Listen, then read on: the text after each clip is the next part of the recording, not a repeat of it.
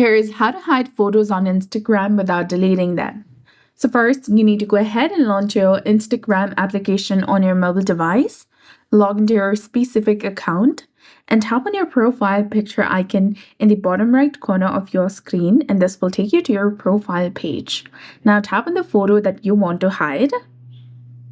Now tap on the three dots in the top right corner of the photo that you just selected. And there you'll get the option of archive. Instagram does not have a direct option to hide the photo, but it does have the option to archive. Go ahead and tap on archive, and this will be instantly hidden from your profile. Now, if you want to access your archive, go ahead and tap on the three lines in the top right corner of your screen, and there you'll get the option of archive, which is between saved and your activity under how you use Instagram. Then go ahead and tap on that.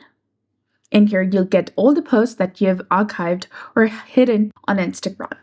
If you want to unarchive it, tap on the three dots in the top right corner and tap on Show on Profile. Tap on Show on Profile to confirm, and you'll be done.